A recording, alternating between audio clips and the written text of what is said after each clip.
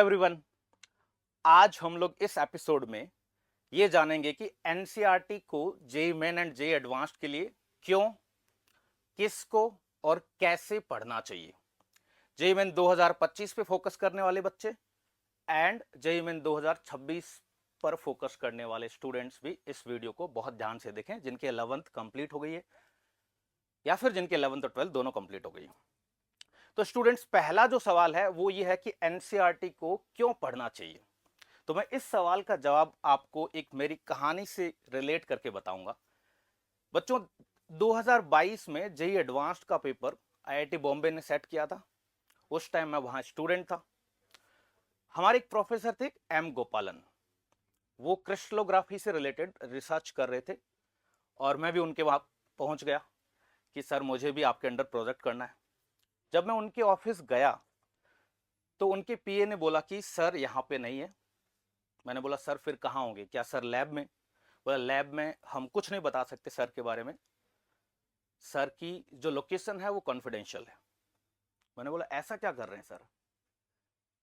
तो उन्होंने कुछ भी बताने से मना कर दिया। मैं अगले दिन सर के पास गया।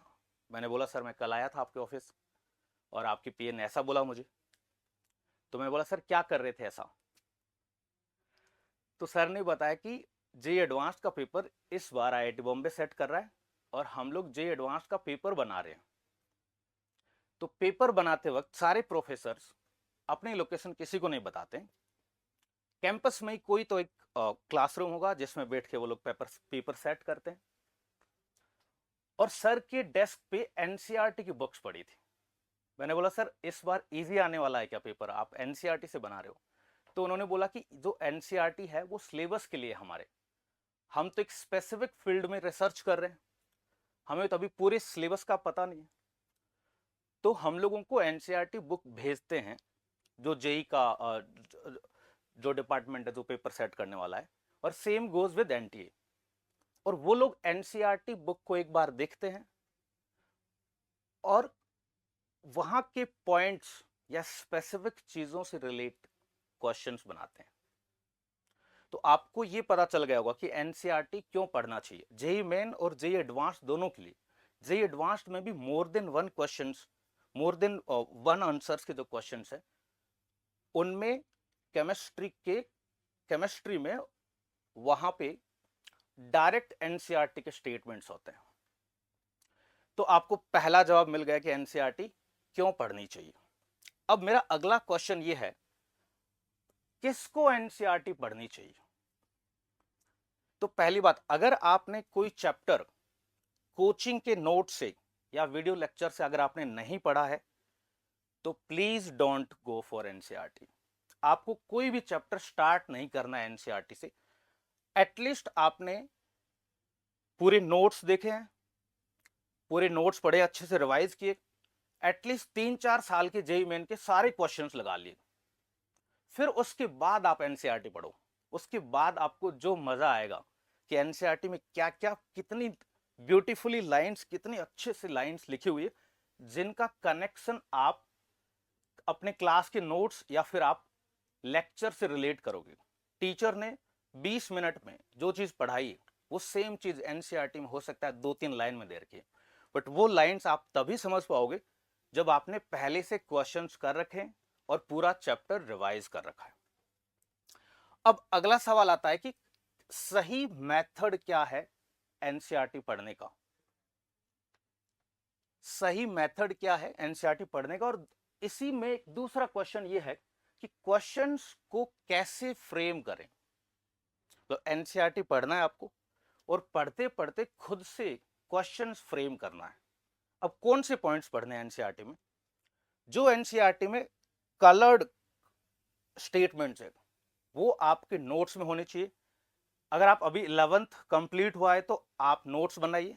अगर आप 12th के स्टूडेंट हो, अभी इसी बार जेईई मेन देने वाले हो, तो आपको नोट्स बनाने की जरूरत नहीं है, आप उसको हाईलाइट कर सकते हो।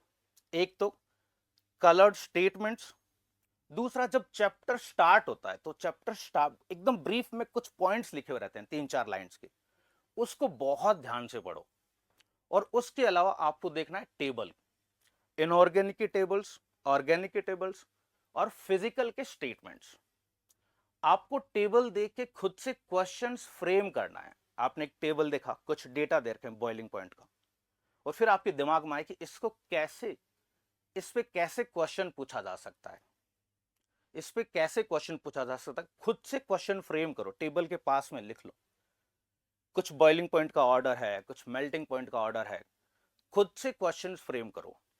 अगर आप खुद से क्वेश्चन फ्रेम करने लग गए ना, और वैसे ही क्वेश्चंस अगर आपको आपके टेस्ट में, आपके जो फाइनल एग्जाम है उसमें अगर 3 या 4 ऐसे क्वेश्चंस मिल जाते हैं, तो आपको ऐसा लगेगा कि जो एग्जामिनर है वो सेम मेंटालिटी का है। जिस तरीके से मैं सोचता हूं वैसे ही एग्जामिनर सोच रहा है। मुझे याद है जब मैं जेईई एडवांस का पेपर दे रहा था, जब मैंने केमिस्ट्री का पेपर 2 देखा, पेपर 1 थोड़ा अलग था, पेपर 2 मैंने जैसे ही देखा, पेपर 2 की ऑर्गेनिक देखी, और मेरे को लगा कि जिस तरीके से मैं सोचता हूं उसी तरीके से एग्जामिनर सोच रहा है। तो उससे बहुत कॉन्फिडेंस बूस्ट होता है।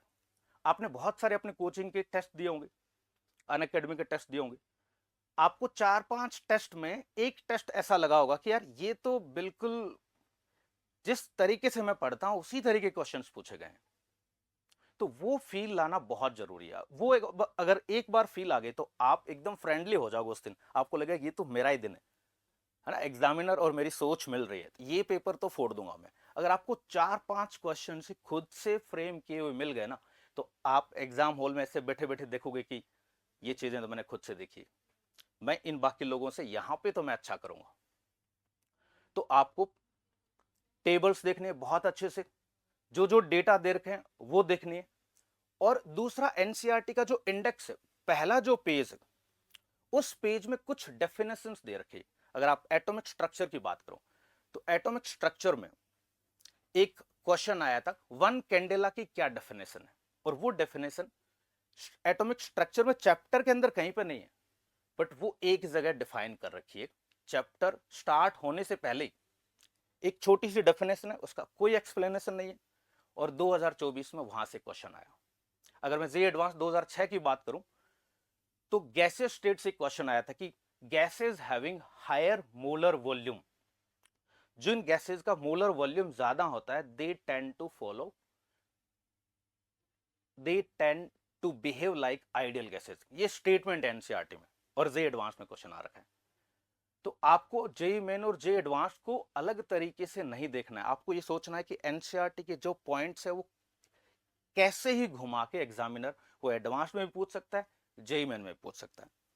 अब जो लोग 12th इस बार देने वाले हैं, आप एक बात का बहुत अच्छे से ध्यान रखना कि जो बोर्ड्स की तैयारी कर रहे हो, जब बोर्ड्स के लिए एनसीईआरटी पढ़ रहे हो, तो ये नहीं सोचना है कि ये मैं बोर्ड्स के लिए पढ़ रहा हूं और जेईई के लिए मैं फिर मॉड्यूल पढ़ूंगा। नहीं नहीं, तुम बस ये सोचो मैं केमिस्ट्री पढ़ रहा हूं बोर्ड्स और जेईई दोनों के लिए। बहुत बार क्या होता है कि अगर आपने एक वीक लिया बोर्ड्स के लिए और आपके दिमाग में चलेगा अब मैं जेईई के लिए कुछ नहीं कर रहा हूं, मैं खाली बोर्ड्स ले रहा हूं, अभी अभी मैं सिर्फ और सिर्फ बोर्ड्स पे फोकस कर रहा हूं, ऐसा आपको अलग नहीं सोचना है। अलग सोचने से आपके माइंड को लगेगा कि मैं 7 दिन से जेईई मेन का कुछ नहीं पढ़ा। आपको ये सोचना है कि मैं केमिस्ट्री पढ़ रहा हूं, केमिस्ट्री सीख रहा हूं, जो कि अप्लाई होने वाला है JEE main and JEE advance दोनों में। तो फ्रेंड्स, आज के लिए इतना ही। Let's crack it. आप इन बातों का ध्यान दो और कमेंट्स में मुझे बताइए कि अगला जो है, अगला टॉपिक कौन सा रखा जाए, किन चीजों में आपको ज्यादा दिक्कत आती है, कौन से चैप्टर्स में आप ज्यादा चीजें भूलते हो, कौन से ऐसे चैप्टर्स हैं जिनमें आपने बहुत कम ध्यान दिया है बट फिर भी कौन सा इंपॉर्टेंट पार्ट है, लास्ट मोमेंट के लिए कौन सा रिवाइज करें, बहुत कम ध्यान दिया है। फॉर एग्जांपल, अगर मैंने केमिकल काइनेटिक्स में कुछ नहीं पढ़ा है तो मैं बोलूंगा कि तुम फर्स्ट ऑर्डर पढ़ो, फर्स्ट ऑर्डर से रिलेटेड चीजें देखो, फर्स्ट ऑर्डर के बाद में अरेनियस इक्वेशन, अगर इन दो चीजों को भी देख लिया, क्योंकि 70% क्वेश्चन अब तक जितने जेईई मेन में आए इस चैप्टर में सिर्फ इन्हीं दो पार्ट से आए। तो इस तरीके के आप क्वेश्चंस भी पूछ सकते हो कि सर कौन आयोनिक, सर मेरा वीक है, आयोनिक मैंने देखा नहीं है, मुझे कौन सा पार्ट फोकस करना चाहिए, कि हो सकता है कि आयोनिक से जो क्वेश्चन आए वो उसी पार्ट से हो। तो मैं उसके लिए बोलूंगा कि आप सॉल्युबिलिटी वाला पार्ट से पढ़ना स्टार्ट करो। अगर पहले पीएच कैलकुलेशन में बहुत लेंथी चैप्टर है, बहुत सारी दिक्कतें होगी, फॉर्मूलाज भूल रहे हो, तो आप डायरेक्टली सॉल्युबिलिटी वाले पार्ट से स्टार्ट कर सकते हो। 50% चांस है कि सिर्फ सॉल्युबिलिटी से क्वेश्चन आए, और सॉल्युबिलिटी वाला पार्ट जो है वो बहुत छोटा है। और पीएच कैलकुलेशन वाला जो है उसमें strong acids, weak acids, buffer, salt hydrolysis, बहुत बड़ा पार्ट है। उसमें बहुत सारे लोगों को दिक्कत आती है क्योंकि इसमें कंसिस्टेंसी चाहिए, बहुत बड़ा चैप्टर है। तो इस तरह की चीजें अगर आपको जानना है तो आप कमेंट करो कौन से चैप्टर में तुम्हें दिक्कत आ रही है, अगला वीडियो हम लोग उसी चीज पे बनाएंगे। Okay guys, let's crack it, फिर मिलते हैं, बाय बाय।